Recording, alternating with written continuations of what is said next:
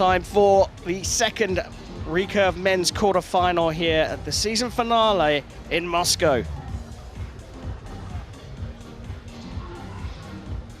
We've seen Kim go through against Bae Jaehyeon, and now it's time to decide who he will face. Down at the bottom half of the draw, it's Mauro Nespoli against Bae Jaehyeon. Another tough battle for a place in the semi-finals. The coaches are out and ready to go. That means the archers will be coming out very soon indeed, and there they are. Ladies and gentlemen, please welcome the athletes to the field of play for the recurve men quarterfinal match number 2. Дамы и господа, пожалуйста, поприветствуйте участников матча номер 2 среди мужчин в классическом луке.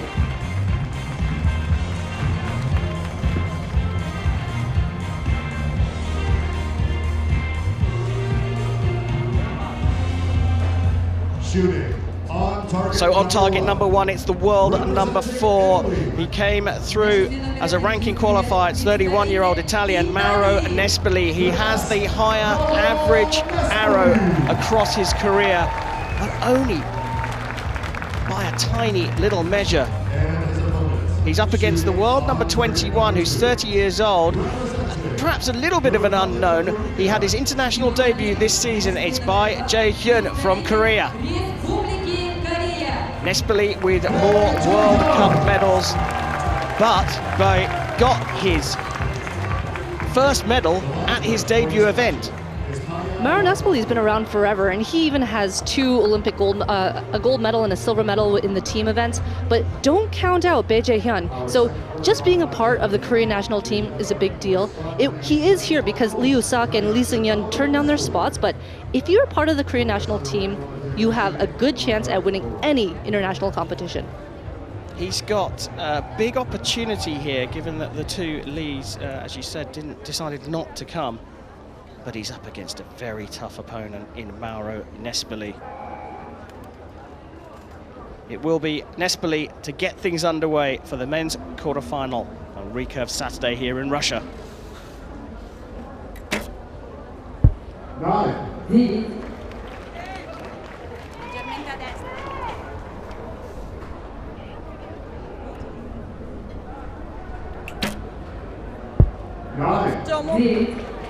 Solid start from both archers. You can see that the sun is starting to set, and there's long shadows. I'm interested to see if the lighting will affect either archer. 9. The reason why the lighting might affect an archer is because their string picture. So the string, how they align it with their riser as they're aiming, that can change when lighting changes as well.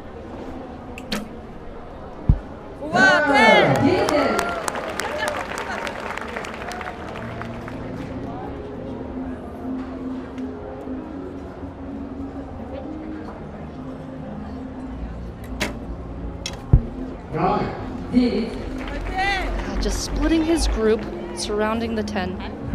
Opportunity here for Bae. 9 will get him the points. Long hold. And that's the result, and that's a 7. He had an opportunity to take the set points, but the long hold resulted in that 7. The reason why arrows sometimes go high after a long hold is because there's something called the clicker. It acts as a draw check. When you have a long hold, you're kind of struggling and trying to pull it through as hard as you can, and the longer you hold, you also start aiming more. It's just not a good situation. You want to have good consistency and continue moving through the shot. I always talk about the archery being a game of 2 things: opportunity and then the response to that opportunity. And here Bae had a massive opportunity, and 9 was what he needed to take the set points. But when the opportunity came, perhaps there's a little bit of tension there. He shoots the 7. You know, they're great archers, but he's only human. He had a great group, so he should have just shot his arrow like he did the first 2, but unfortunately, I think he might have been thinking about the outcome, and he had a longer hold.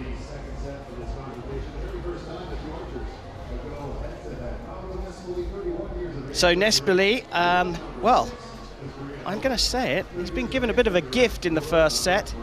He holds a 2-point lead, and I'm sure he'll be very happy about that. Bae Jaehyeon on target number 2, trailing, will shoot first. to start the second set.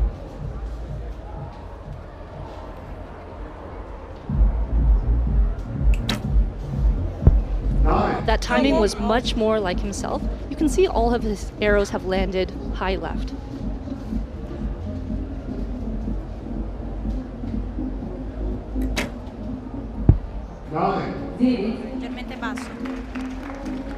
Nespoli also shooting a 9, made a little adjustment there to his sight.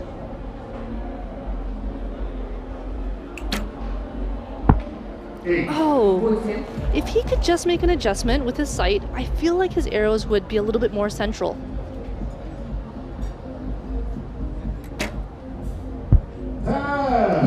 First 10 for Mauro Nespoli. He's finally found the middle.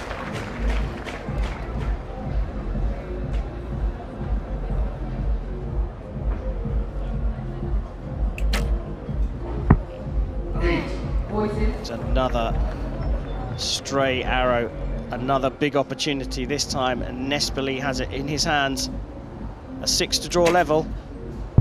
A 9 is going to take him to the set points in the second set. And the Italian is 4 set points to 0 up after just 6 arrows, and he could do this in 9 if he takes the next set.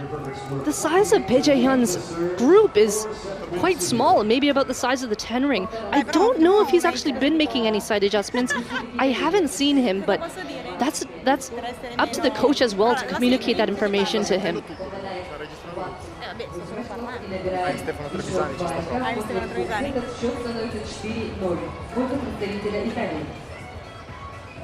Tanto da casa non senti questo, senti quello che parla lì.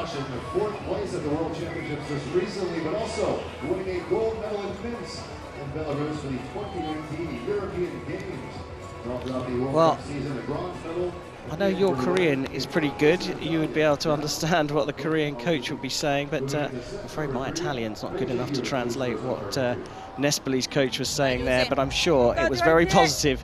Nespoli leads 4-0 as we go into the third set. Bae will shoot first. Wow, jump.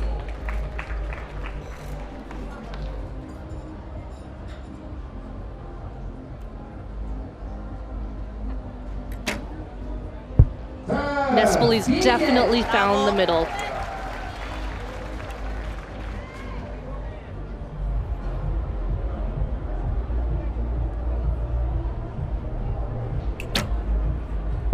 There we go.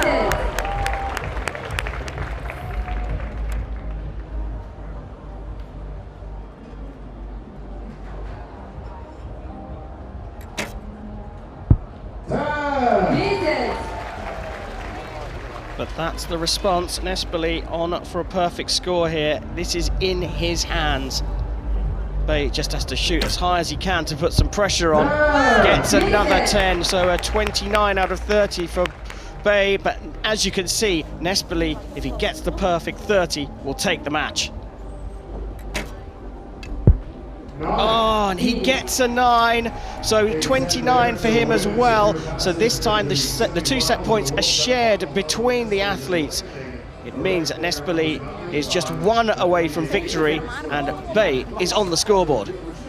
Nespoli looks really calm and relaxed. He understands that maybe it wasn't the best shot. He didn't look too happy about it, but he's not too concerned. The match isn't over yet. He basically just has to tie Bae in the next set in order to take this match. The contrast between them right now is pretty significant, though. Look at the focus on Bae's face. He doesn't look comfortable at all.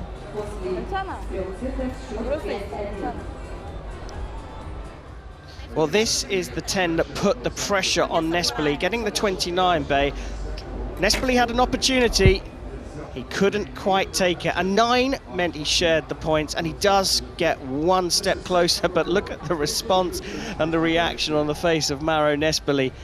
That one just slipped away from him, but as Vanessa said, Nespoli can take this match by matching what Bae shoots, and it will be the Korean to shoot first. 9.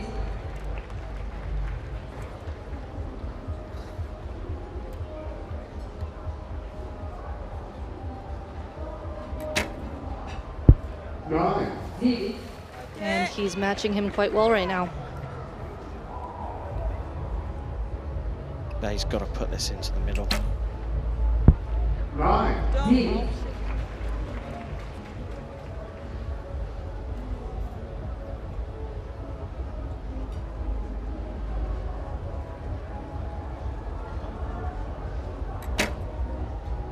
Opportunity for Nespoli is taken this time. It's now in the Italian's hands.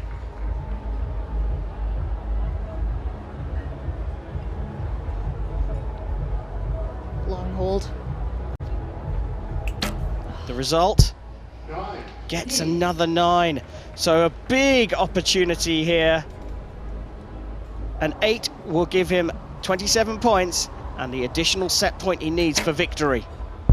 He shoots a brilliant 10, and what a marvellous finish from Mauro Nespoli. A 9 and 2 10s take him to a 7-1 victory and a place here in Moscow in the semi-finals.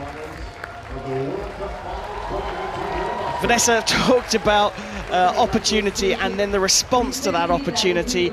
Both archers had an opportunity to win a set outright.